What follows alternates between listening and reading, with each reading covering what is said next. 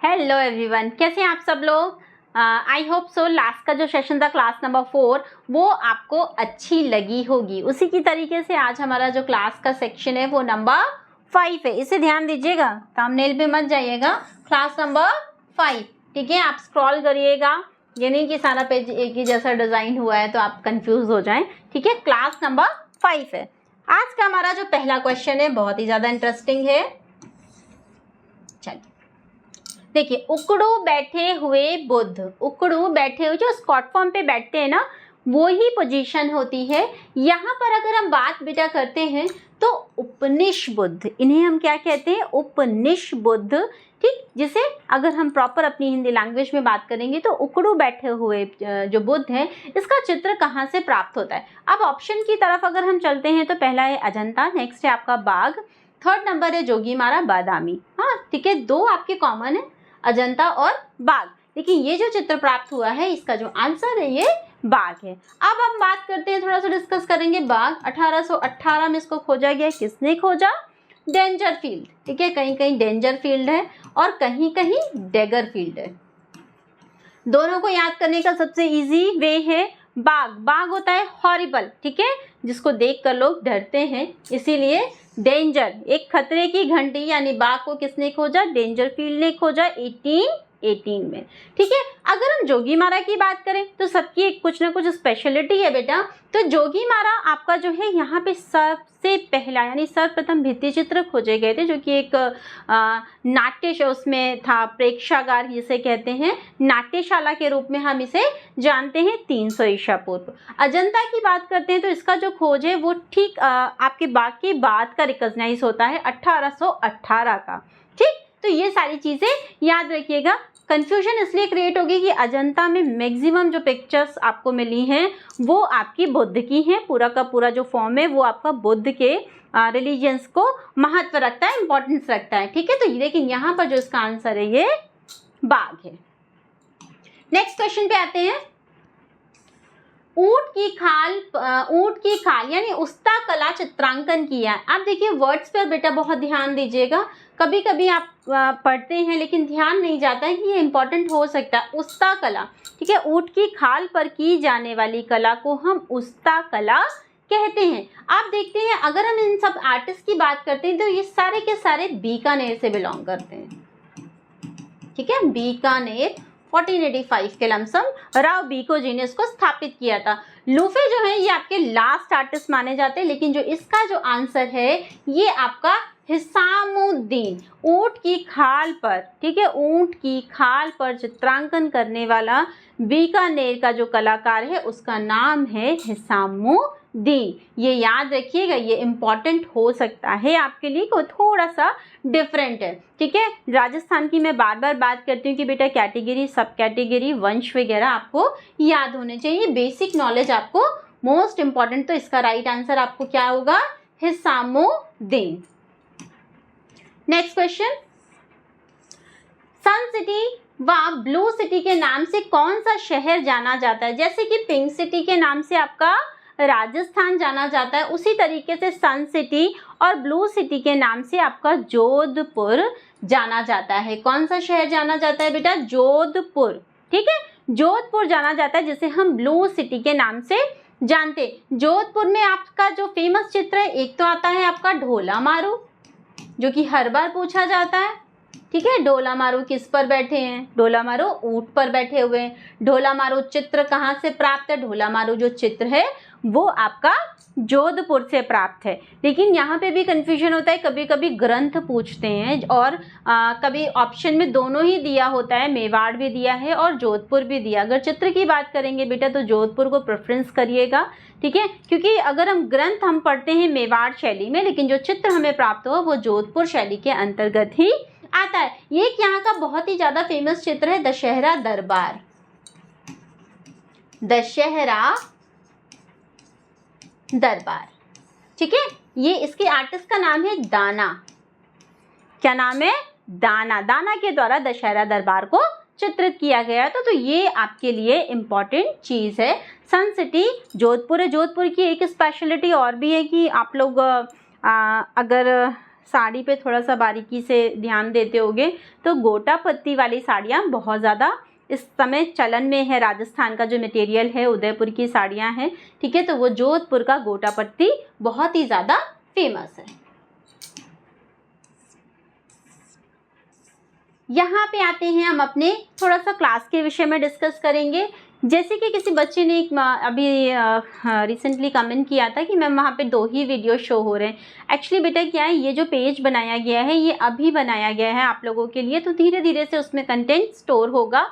जो आपको वीडियोस बेटा मिलेंगे वो हमारे यूट्यूब के चैनल पे मिलेंगे, फिर वहाँ पे वो शिफ्ट किए जाएंगे। अदरवाइज जो भी फ्री मटेरियल है जैसे कि पीडीएफ हो गया या जो भी मैंने यहाँ पढ़ाया है इसका लिंक आप वहाँ पे देख पाओगे, तो वहाँ पे आपको पीडीएफ मिलेगा। पीडीएफ का आप स्क्रीनशॉट नहीं ले सकते हो क्योंकि अगर आपने स्क्रीनशॉट लिया तो एट अ टाइम आपको वहाँ से ब्लॉक कर दिया जाएगा, तो आप स्क्रीनशॉट मत लीजिए, मैक्सिमम टाइम उसको रीड कर सकते हो स्क्रॉल करके। और जब भी हमारी नई क्लास लॉन्च होगी या कोई ऐसा इम्पॉर्टेंट नोटिफिकेशन होगा बेटा तो वो आपको मिल जाएगा उसी ऐप में, मतलब हमारे ऐप में 1510045667 ये हमारा कॉन्टैक्ट नंबर है। अगर आपकी कोई भी क्वेरी होती है तो आप इसे मिला सकते हैं।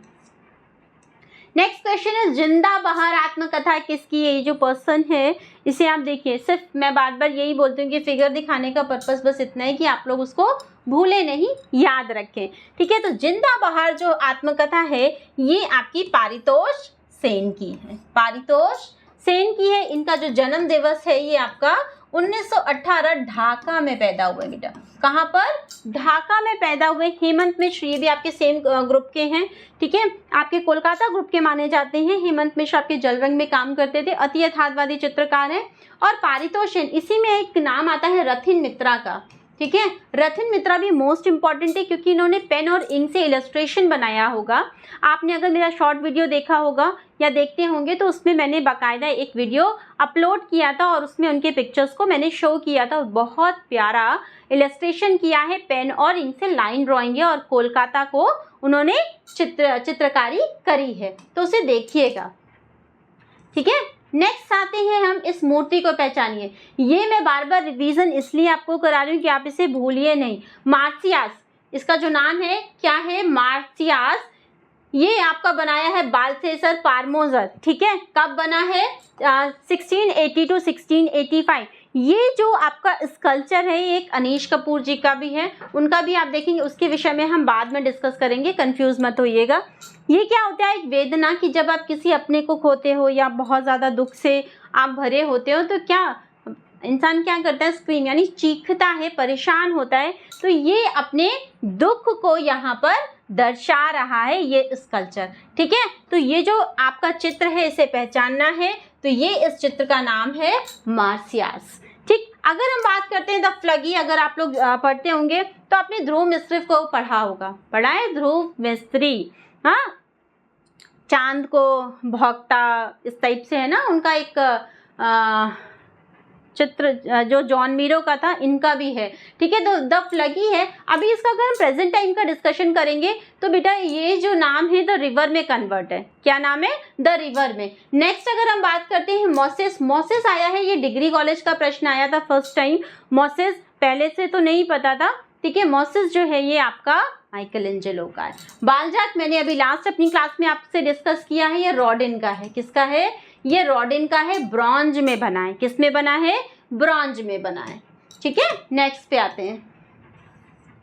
सेल्फ पोर्ट्रेट पुस्तक किसके जीवन पर आधारित है? सबसे पहली चीज, सेल्फ पोर्ट्रेट किसके द्वारा लिखी गई है? ये भी मैं आगे नया जब अपना सेशन लेके आऊंगी उसमें एक प्रश्न डालूंगी। तो यहाँ पर है बेटा कि सेल्फ पोर्ट्रेट,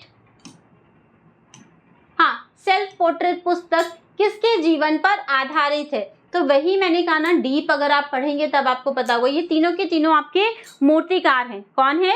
मूर्तिकार है हेमंत मिश्र, आपके कोलकाता ग्रुप के मेंबर हैं। ये जो आंसर है यहाँ पर राम किंकर बैच। सेल्फ पोर्ट्रेट किसके द्वारा लिखी गई है? मोन फकीरा, ठीक है, मोन फकीरा, ऑथर का नेम है मोन फकीरा। इंग्लिश लैंग्वेज यानी लैंग्वेज जो है वो आपका इंग्लिश में लिखा गया है, सेल्फ पोर्ट्रेट के नाम से राम किंकर बैच पर आधारित पुस्तक है। एक बार क्लास में हुआ कि राम किंकर बैच जो है इनकी विवाहिता यानी पत्नी का नाम बताइए। बच्चे बड़े सोच में ढूंढ रहे लेकिन ये अविवाहित थे, अनमैरिड थे। ठीक है, नेक्स्ट क्वेश्चन है राम किंकर बैच को पद्म भूषण कब मिला? राम किंकर बैच और एक आर्टिस्ट है बेटा शैलोज मुखर्जी। क्या नाम है? शैलोज मुखर्जी। ये आर्टिस्ट इस समय बहुत ज़्यादा इम्पोर्टेंट है। आप इनकी पेंटिंग्स वगैरह देखिएगा और ये नेट में टीजीटी पीजीटी में इस समय मतलब कुछ आर्टिस्ट होते हैं कभी कभी एकदम से उन पर प्रश्न बनने लगते हैं, तो शैलोज मुखर्जी आपके लिए बहुत इंपॉर्टेंट है इस टाइम पे। राम किंकर बैच को पद्म भूषण कब मिला? राम किंकर बैच हो गए या जो भी फेमस आर्टिस्ट है, एम.एफ. हुसैन हो गए, रजा हो गए, सूजा हो गए या और भी जो भी आर्टिस्ट हैं, अवनींद्रनाथ हो गए, रविंद्रनाथ हो गए, नंदलाल बोस, इनका सबका एक चार्ट बनाइए पद्म भूषण पद्मश्री कब कब मिला जो आपके लिए इम्पॉर्टेंट है। ठीक है, तो यहाँ पर इनको पद्म भूषण मिला है 1970 में। कब मिला है? 1970। 1900 अगर हम 75 की हम बात करें, ये तीनों जो ईयर हैं ये इन्हीं से रिलेट करते हैं। ठीक है, इन्हीं से रिलेट करते हैं। 1975 में आपने एक नाम सुना होगा, ऋत्विक घटक। क्या नाम है? ऋत्विक घटक। ये बेटा एक निर्देशक है, ठीक है, डायरेक्टर है, जिन्होंने इनकी डॉक्यूमेंट्री को बनाया था।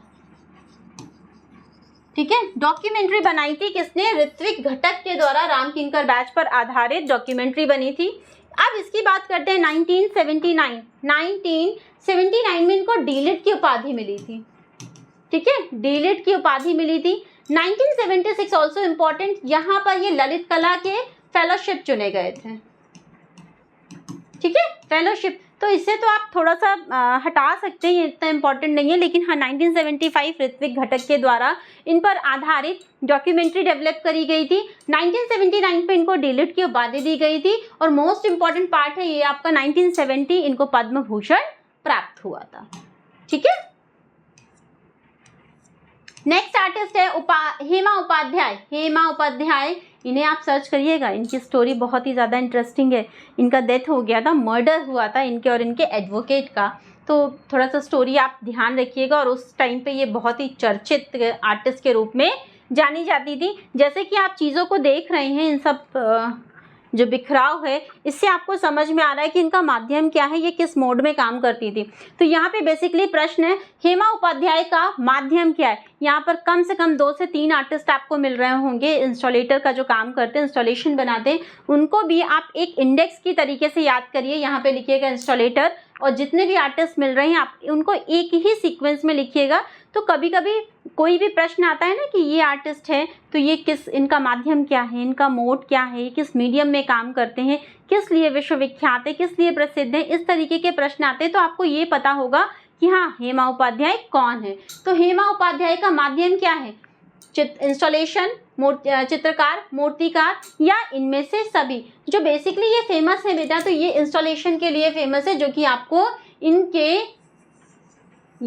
इन सब चीज़ों से दिखाई दे रहा होगा। डेट ऑफ बर्थ की बात करते हैं तो 1972 है और डेथ का ईयर है 2015, इनका मर्डर किया गया था। नेक्स्ट, वायरस किस कलाकार की कृति है? वायरस एक तरीके का आपका इंस्टॉलेशन है। क्या है? इंस्टॉलेशन है, जो कि भारती खेर के द्वारा बनाया गया है। भारती खेर जी के द्वारा बनाया गया। आप देखिए यहाँ पे तीनों आपको दिख रहे हैं कि तीनों जो भी आर्टिस्ट है ये इंस्टॉलेटर हैं। ठीक है, वीरेन डे डिफरेंट है, तांत्रिक कलाकार के रूप में जाने जाते हैं।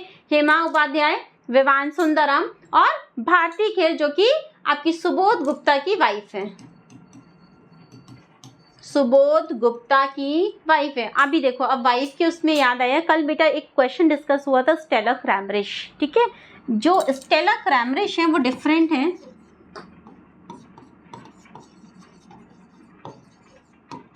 ठीक है, स्टेला क्रैमरिश और एक स्टेला बलोच है।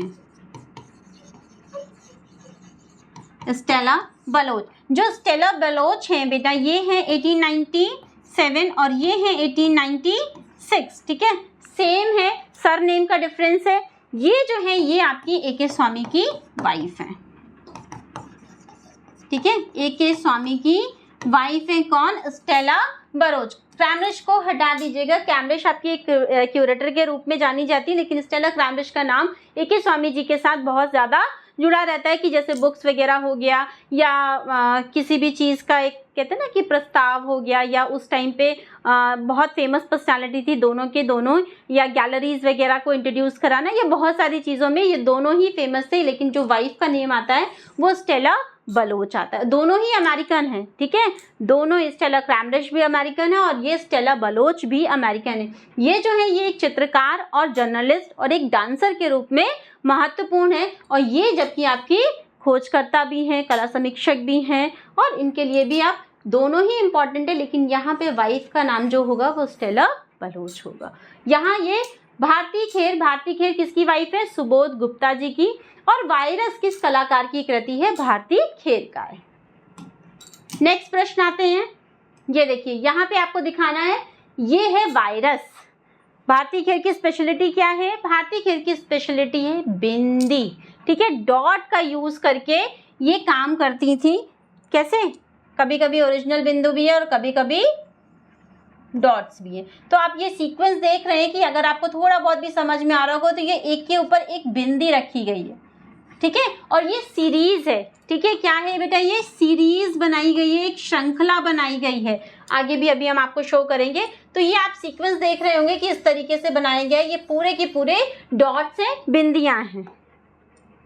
नेक्स्ट की बात करते हैं, देखिए यहाँ पे वुड भी है, आगे अब आपको मेंशन होगा। जो यहाँ पे नेक्स्ट सीरीज दी गई है जो कि थोड़ी सी डिफरेंट है, made by Bharti Kher, made by Bharti Kher virus V 2014 में ये सीरीज है, ये 2014 की सीरीज है। टीक वुड, जो कि आपका ये वुड का पैनल ये दिख रहा है। नेक्स्ट है आपका ब्रास और बिंदी, यहाँ पे भी आपको देखो ये येलो कलर की बिंदी ही शो हो रही है, इस तरीके से डॉट डॉट डॉट करके इसको सर्कल मोशन में बनाया गया है। नेक्स्ट आपका ये हो गया वुड, और ये अंदर जो चीजें हैं ये हो गया आपका ब्रास, ठीक है।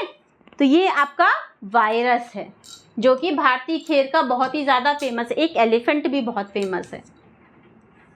नेक्स्ट क्वेश्चन है, रणकपुर के मंदिरों को किस नाम से जाना जाता है? रणकपुर के मंदिरों को त्रैलोक्य दीपक के नाम से जाना जाता है, त्रैलोक्य दीपक के नाम से जाना जाता है। अभी मैं कुछ बच्चों के नाम लूंगी जिन्होंने बिल्कुल सही आंसर दिया था, ठीक है, थोड़ी देर में। नेक्स्ट है, रणकपुर के मंदिरों को किस नाम से जाना जाता है? त्रैलोक्य दीपक। ये एक जैनिज्म का एक ग्रुप है, ठीक है। ये देखिए, ये है आपका त्रैलोक्य मंदिर, ये देख लीजिए। ऋषभ देव का चतुर्मुखी जैन मंदिर है जो कि रणकपुर में है, जो कि रणकपुर के अंतर्गत आता है। देखिए इस मंदिर में प्रवेश द्वार पर ही, यहाँ पे थ्योरी जरूर ध्यान दीजिएगा, इस मंदिर में प्रवेश द्वार पर ही मंदिर का नाम त्रैलोक्य दीपक श्री रणकपुर तीर्थ लिखा हुआ है, ठीक है, यहाँ पर में भी लिखा होगा, ठीक। फिर इसके बाद क्या कह रहे हैं, स्वर्ग लोक के नलिनी गुल्म विमान की उपमा यानी कंपैरिजन किया जाता है।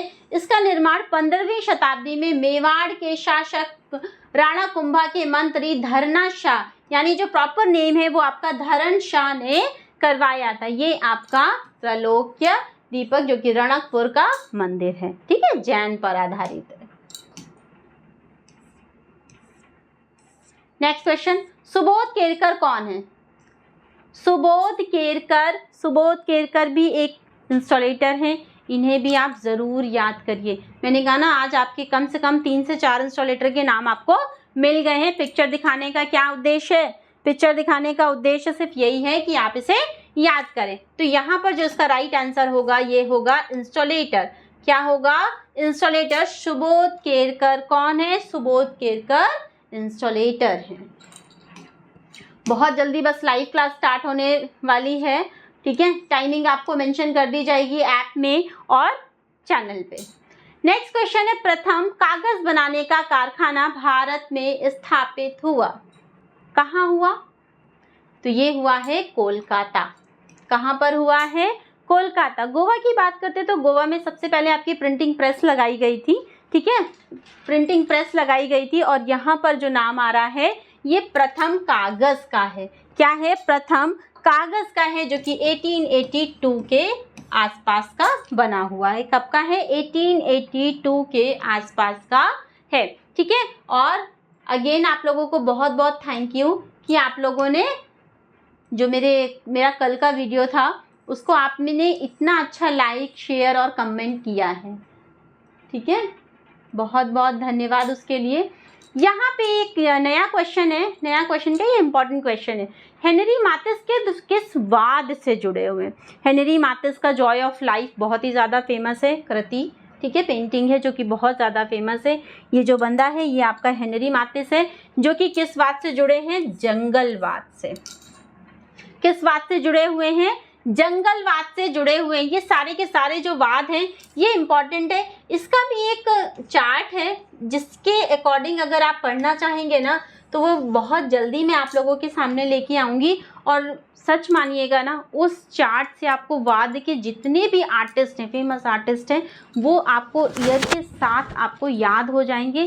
साथ में ही किसका घोषणा पत्र किसके द्वारा लिखा गया, या उस टाइम का कोई फेमस आर्टिस्ट की पेंटिंग जो कि उस टाइम की बहुत ही ज़्यादा फेमस है, किस जगह में इसका उद्भव हुआ, इसका जनक कौन था, ये सारे के सारे प्रश्न आपके लिए बहुत ही ज़्यादा इम्पॉर्टेंट है। हेनरी माथिस की बात करें तो ये फ्रांस के हैं बेटा, ठीक है, फ्रांस के हैं। तो बेसिकली जितने भी मैक्सिमम जितने भी वाद हैं वो फ्रांस की, कुछ एक आध को छोड़ के, एक आध क्या मतलब हैं दो चार, लेकिन मैक्सिमम जो भी हैं वो आपके फ्रांस से ही उद्भव हुए।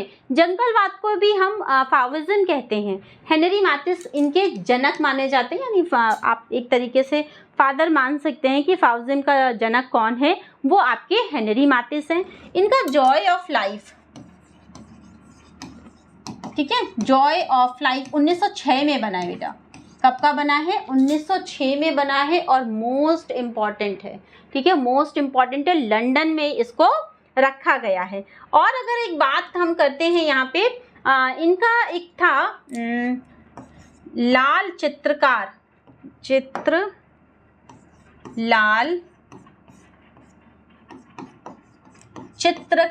कक्ष,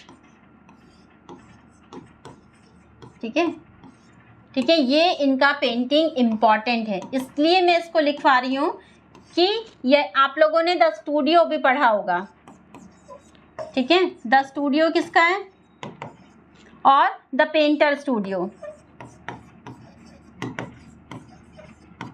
द पेंटर्स स्टूडियो, ये लगभग सेम है। यहाँ पर अगर हम बात करते हैं तो रेड पेंटर, ठीक है, रेड पेंटिंग रूम, यहाँ पे है द स्टूडियो, यहाँ पे है नेक्स्ट आपका द पेंटर स्टूडियो। ये दोनों ही आपके कुछ कुछ सेम है, इसे भी आप देखेंगे तो ये कुछ सेम ही लगेगा, लेकिन ये जो चित्र है ये हेनरी माथिस का है जो कि जंगलवाद का है, ठीक है। ये जो है स्टूडियो, द स्टूडियो, ये आपका है पिकासो का। अब अगर हम नेक्स्ट की बात करते हैं द पेंटर स्टूडियो, ये आपका है कुर्बे का। किसका है? ये कुर्बे का है, जो कि यथार्थवाद से बिलोंग करते हैं, यथार्थवाद से बिलोंग करते हैं। तो ये तीनों चीजें एक साथ आप लिखिएगा और एक साथ याद करिएगा डिफरेंसेस के लिए, ठीक। नेक्स्ट क्वेश्चन, द ग्रेट ट्रफलकार किसकी कृति है? ये मोस्ट इम्पॉर्टेंट प्रश्न है, इसको पीडीएफ में ज़रूर देखिएगा, और पीडीएफ में देखने के बाद अगर आप गूगल में सर्च करेंगे तो इसका प्रिंट आउट ज़रूर निकालिएगा। ये 8 जो पार्ट्स हैं, ये 8 पार्ट्स में डिवाइड है। जो सबसे बड़ा कैरियज है इसका, ये बेटा ये सबसे बैक वाला पार्ट है। अगर आप लोग याद करोगे तो गाड़ियाँ चलती थी पहले, यहाँ पे ये ट्रिम्फल कार है, हालांकि इसे कार नहीं कहा जाएगा, इसे कैरेज कहा जाता है, ठीक है, डिब्बा बंद गाड़ियाँ, ठीक, डिब्बा बंद गाड़ियाँ, जो कि किसकी है? ड्यूरर की है, मोस्ट पॉपुलर है। ड्यूरर कहाँ के थे? जर्मनी के थे। कब की पैदाइश है? 1471, ठीक है, 1471, जर्मनी। मोस्ट इम्पॉर्टेंट आर्टिस्ट है ड्यूरर। ये जो है ये इनका ट्रिम्फ ऑफ कार का जो मेन पार्ट है वो है, यानी जो सबसे विजयी इनकी जो गाड़ी थी, कार थी, उसका पहला भाग है जो कि सबसे बड़ा दर्शाया गया है। ये डिवाइड है कितने पार्ट्स में? 8 पार्ट्स में। कितने भाग में है? 8 पार्ट्स में डिवाइड है, और ये जो हिस्सा है, ये जो पार्ट है, ये सबसे बड़ा है, सबसे ह्यूज है, ठीक है। नेक्स्ट हम देखते हैं, अभी मैं आपको और शो कराऊंगी। ये देखिए, दैट इज अ 8 पार्ट। ये देख रहे हैं, ये जो है ये आपका पूरा का पूरा पिक्चर है, ठीक है। जो अभी आपको ने पार्ट देखा वो ये है जो कि सबसे बड़ा है, ठीक है, सबसे बड़ा है। इससे आपको एक समझ में आ रहा होगा, रथ आ रहा है समझ में, ठीक है। हॉर्सेस हैं जो कि इसको लेके आगे आगे चल रहे, तो नंबर 1, नंबर 2, 3, 4, 5, 6, 7, ठीक है। ये पूरी तरीके से यहाँ पे एक पार्ट और है, ठीक है। 8 कुल मिला के, यानी जो यहाँ पे टोटल नंबर्स हैं वो आपके 8 हैं। जो आपने सबसे पहला हिस्सा देखा ये सबसे बड़ा है, सबसे ह्यूज पोजीशन में। फिर ये 1, नंबर 2, 3, 4, 5, 6, 7, 8, ठीक है। टोटल नंबर ऑफ कितने हैं? 8। तो ये आपके लिए इम्पॉर्टेंट है। नेक्स्ट अगर हम देखते हैं तो इसको बेटा ध्यान दीजिएगा कि इसे कहते हैं लार्ज ट्रिम्फल कैरियज। इस ये 2 भागों में, मतलब 2 नाम है इसके। पहला है द लार्ज ट्रिम्फल कैरियज और द ग्रेट ट्रिम्फल कार। ये ड्यूरर की महत्वपूर्ण कृति है जो कि हर बार पूछी जाती है। ओके, बस आज के लिए ही, हमारी क्लास के लिए इतना ही। और दिस इज माय चैनल लोगो, इसे याद रखिएगा, यहाँ पे ओ है, ठीक है। 75100456 ये हमारा कॉन्टैक्ट नंबर है। आई होप सो आज की क्लास आपको अच्छी लगी होगी। नेक्स्ट सेशन हम फिर लेके आते हैं, और बस इसी तरीके से खूब मेहनत करिए, खूब पढ़ाई करिए। शॉर्टकट चलिए, शॉर्टकट अच्छा है, लेकिन थ्योरी पे भी थोड़ा थोड़ा काम करते रहिए। और इंडियन हिस्ट्री, जो बच्चे टीजीटी की प्रिपरेशन कर रहे हैं तो वो इंडियन हिस्ट्री और कंटेम्प्रेरी आर्टिस्ट पे मतलब बहुत ज़्यादा फोकस करिए, क्योंकि उसके बिना तो टीजीटी तो आप समझिए कुछ भी नहीं है। 10 से 15 प्रश्न जो होंगे वो अदर आएंगे, अदरवाइज जितने भी होंगे वो आपके इंडियन हिस्ट्री और आर्टिस्ट से ही बिलोंग करते हैं। ठीक, चलिए आज के लिए क्लास इतनी है। बाय बाय, कल मिलते हैं।